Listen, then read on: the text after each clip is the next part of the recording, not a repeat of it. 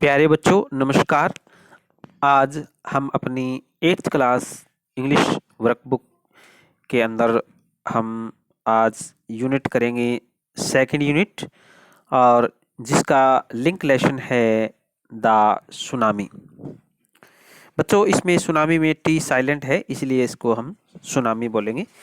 तो इस वर्कबुक में हम यूनिट सेकंड आज हल करते हैं। आप वीडियो को ध्यानपूर्वक देखें और बाद में आप इसे भी अपनी वर्कबुक में अवश्य करें। तो हम स्टार्ट करते हैं। सबसे पहले हमारा है comprehension. Read the news clippings on below. ये इस न्यूज को आपको पढ़ना है। जो नीचे न्यूज दी गई है, कोई खबर दी गई है, एंड आंसर द फॉलोइंग, और उनके नीचे जो प्रश्न पूछे जाएंगे उनके फिर आपको जो है जवाब देने हैं। तो इस न्यूज को हम ध्यानपूर्वक पढ़ेंगे। Times News Network New Delhi से है ये publish. Beijing had to take some harsh step. Harsh यानी कठोर, स्टेप्स टू रिड्यूस कम करना, पोल्यूशन प्रदूषण, ahead of last year Olympic Games in the city. As the countdown for the Commonwealth का मतलब जो है राष्ट्रमंडल खेल है वो नई दिल्ली में। Game in Delhi begins. Here some bad news, लेकिन कुछ बुरी खबर भी है, बैड न्यूज़ भी है। वो क्या है? Delhi ends its surrounding.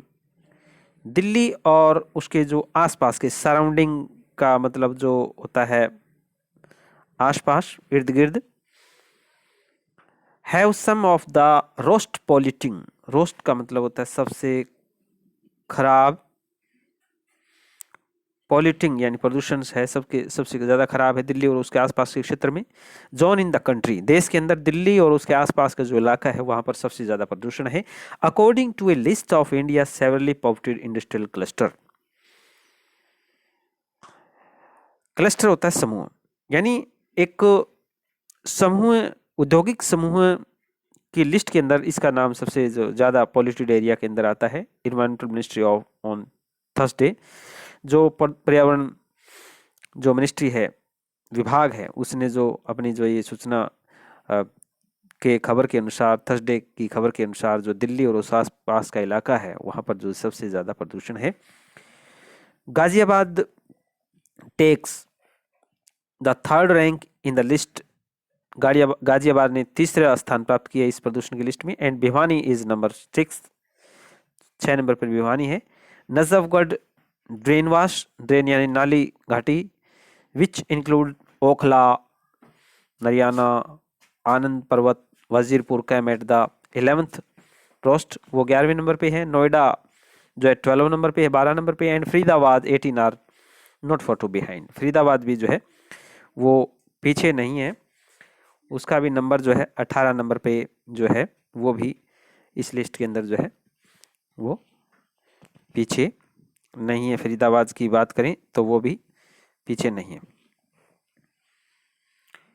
The report and environmental assessment of industrial cluster, जो पर्यावरण की जो औद्योगिक मूल्यांकन के ऊपर जो रिपोर्ट है, says more than 85% of the industrial zone in India, कि 85% जो औद्योगिक क्षेत्र की जो क्षेत्र हैं, जो एरिया है, इंडस्ट्रियल एरिया जोन है in India, 75 out of 88 are severely polluted.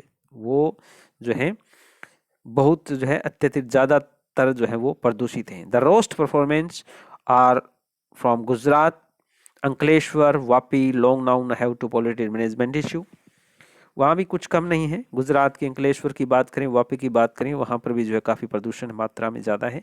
Sad Jairam Ramesh जो यूनियन मिनिस्टर ऑफ इन्वायरमेंट है एंड फॉरेस्ट है, वाइल रिलीजिंग द रिपोर्ट, जब उन्होंने जो अपनी रिपोर्ट जारी की expansions and new industries should be, तो उसने कहा कि जो नए उद्योग हैं should be put on the hold the industrial zone that are critical. 43 out of the 88 till polluted control action put in place. Many of these areas have reached their limits and situation under control at the moment. तो इस paragraph को, इस news को हमें बच्चों 2-3 बार पढ़नी है और उसके नीचे फिर हम जो क्वेश्चन पूछे गए हैं उनको हम जो हल करते हैं।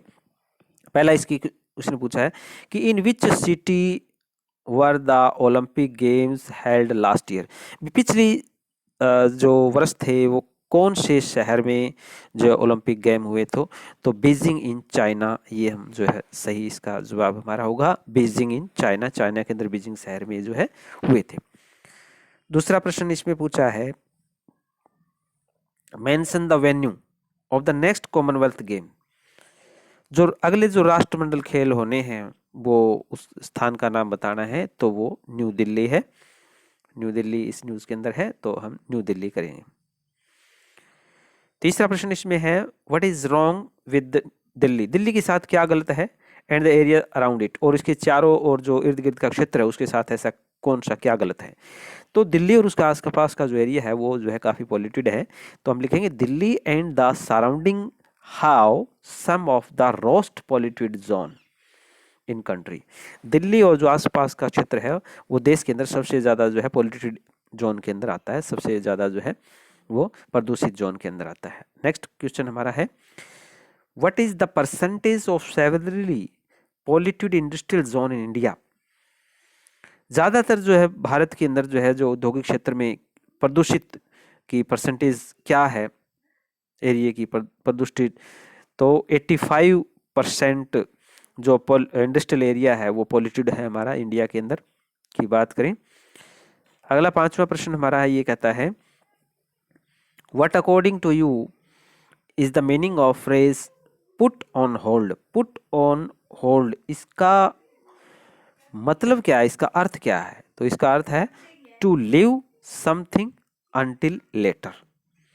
इस प्रकार से हमें ये जो है ध्यानपूर्वक 2-3 बार पढ़ के हमें करना है अपनी वर्कबुक के अंदर। आप इसे करिए। नेक्स्ट पेज के अंदर हम चलते हैं। Next page working with language के अंदर है, वर्किंग विद लैंग्वेज के अंदर, और इसको हम ध्यानपूर्वक जो है पढ़ते हैं। सबसे पहले हमारा जो है vocabulary, disaster is an occurrence that causes great distraction.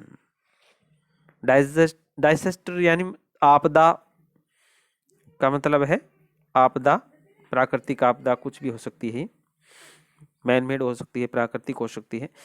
तो ये एक विध्वंस है हमारे लिए, नाश ही है, नुकसानदायक है। सेपरेट द वर्ड्स, इन शब्दों को सेपरेट करना, अलग अलग करना। गिवन द बॉक्स, जो इस बॉक्स के अंदर दिए गए हैं, इन 2 कैटेगरी, 2 कैटेगरियों में इनको जो है हमें अलग अलग प्रकार से इनको अलग अलग करना है।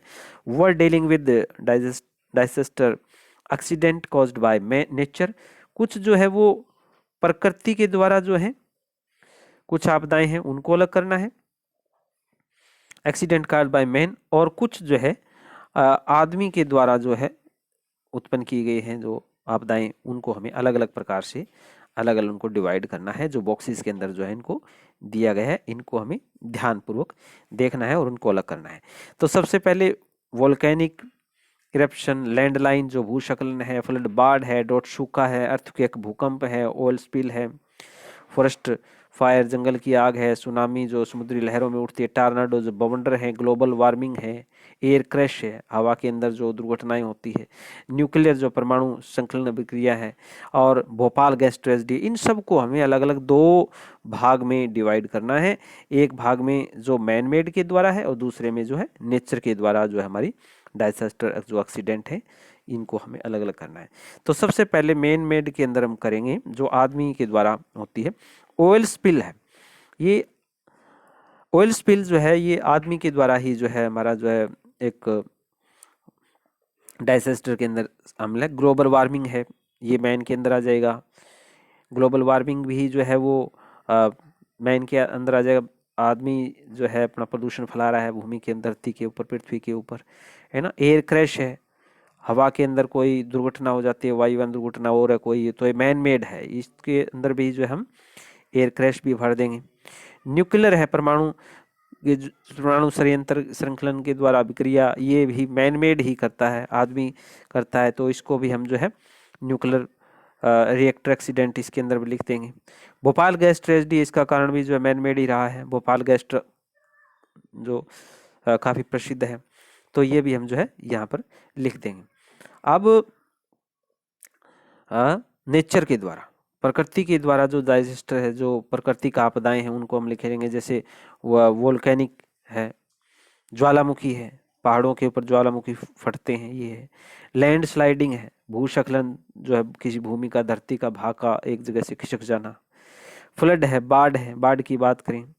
सूखा है, अगर बारिश न हो तो ड्राउट इसके अंदर आ जाएगा, सूखा भी इसके अंदर आ जाता है। और फिर जैसे बात करें अर्थक्वेक है, भूकंप भी इसके अंदर हो जाएगा। टॉर्नेडो, बवंडर हैं, फॉरेस्ट फायर, जंगल की आग, ये सारे के सारे जो है इसके अंदर हो जाएगा। नेक्स्ट पार्ट हम करते हैं ग्रामर का। ग्रामर में एडवर्ड ऑफ मैनर, एडवर्ब होती है, वर्ब तो होती है क्रिया, और एडवर्ब यानी क्रिया की भी जो विशेषता बताएं, एडजेक्टिव वर्ब क्रिया की विशेषता बताए कि क्रिया किस प्रकार से होती है, धीमी होती है, तेज होती है, किस प्रकार से, यानी क्रिया की विशेषता बताएं। एडवर्ब ऑफ मैनर, ढंग उस बताएं, उसके बारे में हम डिस्कस करेंगे। Look at the following sentences, in sentences, इन वाक्यों को देखना है फ्रॉम द लिंक लेसन, जो इस लिंक लेसन से दिए गए हैं। Igneous carefully took his television set on it's table. Igneous इस पाठ के अंदर था, व्यक्ति का नाम था। केयरफुली यानी सावधानी पूर्वक, took his television set of its table, उसने अपनी टेबल से टेलीविजन सेट को सावधानी पूर्वक उठाया। तो ये केयरफुली है, ये है सावधानी पूर्वक, और ये हमारा जो है एडवर्ब के अंदर हो जाएगा। टिल्ली saw the sea, टिल्ली ने समुद्र को देखा। स्लोली राइज, धीरे धीरे ऊपर उठते हो, तो ये स्लोली है, ये धीरे धीरे जो शब्द है, ये हमारा जो है एडवर्ब के अंदर हो जाएगा। एडवर्ब है, ये हमारी क्रिया विशेषण है। किस तरह से उसने देखा कि धीरे धीरे समुद्र को ऊपर उठते हुए देखा। Here carefully and slowly are describing action, ये किसी एक्शन को, किसी कार्य को दर्शाते हैं। टुक एंड राइज, लेना और जो है ऊपर उठना। These are adverbs of manner, ये सारे जो हैं adverb of manners हैं। An adverb of manner describe how an action is done, तो ये adverb of manner की परिभाषा हमारी ये हो जाती है कि how an action is done, कि कार्य किस प्रकार से होता है, ये हमारा adverb of manner के अंदर आ जाता है। नेक्स्ट पेज के अंदर हम बढ़ते हैं, पेज नंबर 11 की तरफ बात करते हैं। तो इधर देखते हैं, underline verb in following sentences, जो नीचे दिए कुछ वाक्य दिए गए उनमें वर्ब को हमें अंडरलाइन करना है। एंड राइट एडवर्ब, और एडवर्ब को इन खाली जगह पर हमें लिखना है, क्रिया विशेषण को लिखना है, वर्ब को हमें अंडरलाइन करना है सेंटेंस के अंदर, और एडवर्ब को हमें लिखना है। That tell you about this verb in the space given. तो देखिए पहला सेंटेंस देखते हैं, Renu hopped about madly. Hopped ये हमारी वर्ब है, और ये जो मैडली है ये हमारी एडवर्ब है। तो मैडली को हम यहाँ लिखेंगे और वर्ब को हम अंडरलाइन इसके अंदर कर देंगे। दूसरा वाक्य हमारा है, कपिल वॉच्ड द मैच ईगरली। तो ईगरली यानी बेसब्री से, ये क्या, ईगरली का मतलब है हमारा बेसब्री, बेसब्री से, बिना इंतजार के किसी की। तो Kapil watched the match eagerly, तो ये वॉच्ड है, ये हमारी वर्ब हो जाएगी, वर्ब को हमें अंडरलाइन करना है और एगरली को हमें यहाँ लिख देना है, जो हमने यहाँ लिख दिया। ये हमारी जो है वो एडवर्ब है, क्रिया विशेषण है। तीसरा है, द गेस्ट वेटेड, ये वेटेड है यानी इंतजार किया, for S patiently. Patiently, patiently का मतलब धैर्य पूर्वक, धैर्य पूर्वक। पेशेंसली का मतलब होता है धैर्य पूर्वक। गेस्ट मेहमानों ने वेटेड किया, वेटेड का मतलब इंतजार करना, ये वर्ब के अंदर आ जाएगी, और पेशेंसली है, इसको हम लिख देंगे, ये हमारी एडवर्ब है। चौथा है the old man climbed down the tree, जो बूढ़ा आदमी है वो पेड़ से नीचे आया, कार्य उसने किया क्लाइम्ड का, तो ये हमारी वर्ब हो गई। और किस प्रकार से नीचे आया, वो प्रकार बताना है, मैनर ढंग बताना है, स्लोली, तो ये हमारी एडवर्ब हो गई। एडवर्ब को इधर लिखेंगे और वर्ब को हम अंडरलाइन कर देंगे। अगले में है एडवर्ब प्लेड है, जैसे Sourav Ganguly played his inning, उसने अपनी पारी, इनिंग होता है पारी, खेली। सौरव गांगुली ने अपनी पारी खेली, क्या खेला उसने, पारी खेली, तो खेलना है ये हमारी वर्ब हो गई। और किस तरह से खेली, ब्रिलियंटली से खेली, ब्रिलियंटली, तो ये ब्रिलियंटली जो हमारा ये एडवर्ब हो गया, यानी शानदार ढंग से। ब्रिलियंटली का मतलब शानदार ढंग से। छठा देखते हैं, द फादर साउटेड, यानी पिता चिल्लाया, एट द सन, पुत्र के ऊपर। पिता ने क्या कार्य किया चिल्लाने का, तो ये हमारी वर्ब हो गई साउटेड। किस प्रकार से चिल्लाया, एंगरली से, ये ढंग हो गया, यानी एडवर्ब हो गई, तो एंगरली हमारी एडवर्ब हो गई। सातवां है Raju place his book carefully, Raju on the shelf, Raju ने अपनी पुस्तकों क्या कार्य किया, उसने रखने का कार्य किया, प्लेस्ड, ये हमारी वर्ब हो गई। और किस ढंग से, केयरफुली से, तो ये हमारी एडवर्ब हो गई। इस प्रकार से हमें वर्ब को अंडरलाइन करना है और एडवर्ब को उसके सामने खाली जगह पे हमें लिखना है। तो आप इसको जो है ध्यानपूर्वक देखें और समझें और आप इसे अवश्य लिखें अपनी वर्कबुक के अंदर। आगे है सी द फॉलोइंग एग्जाम्पल, कुछ उदाहरण हमें देखने हैं। Igneous was the manager of cooperative society, the जैसे इसमें लिखा है। Now insert the appropriate place in faces given below, अब हमें जो सही जगह पर जो द आना है उसको लिखना है हमें, जहां पर उचित बैठता है। तो हम देखें 63 years old Bimal Ghosh is hunting for a river which has gone underground. Saraswati the mythical, तो हम यहाँ दा लिखेंगे, मिथिकल से पहले दा लिखेंगे। River which finds mention in the Mahabharata, तो महाभारत से पहले भी हम दा लिखेंगे, महाभारत से पहले दा लिखना है। एंड द ऋग्वेदा, ऋग्वेदा यानी विशेष चीजें, विशेष पुस्तकें, विशेष स्थान, इन नदियां, इन सब के आगे हमें दाल अवश्य लिखना है। ऋग्वेद के आगे हम दाल लिखेंगे। Hasn't been in evidence of for last the 1000 year, तो 1000 ईयर से पहले भी दा लिखेंगे। और आगे फिर है द रिवर, जिस रिवर की बात करें द रिवर से पहले भी दा लिखेंगे। विच रोज इन द शिवालिक, घाटी से पहले भी हम लिखेंगे the Shivalik Himalayas. Use follow through Haryana, Rajasthan, Gujarat. Ghosh suspect that the third जट से पहले हम दा लिखेंगे। Was formed when Saraswati change course westward in eventually went underground. इस प्रकार से हमें यहाँ पर दा लिखना है, जहाँ पर हमारा उचित बैठता है तो वहाँ पर हम दा लिखेंगे। आगे बच्चों डिक्शनरी प्रैक्टिस, डिक्शनरी प्रैक्टिस के अंदर देखते हैं the following words have been taken from the link lesson, ये शब्द जो है लिंक लेसन से लिए गए हमारे, जैसे वेलकनो है, होटल है, अर्थक्वेक है, ज्वालामुखी है, होटल और अर्थक्वेक, भूकंप वगैरह। Look at the dictionary entry, अब डिक्शनरी में हमको ध्यानपूर्वक देखना है। Match them with the words given above, इन शब्दों को सही मिलान करना है हमें।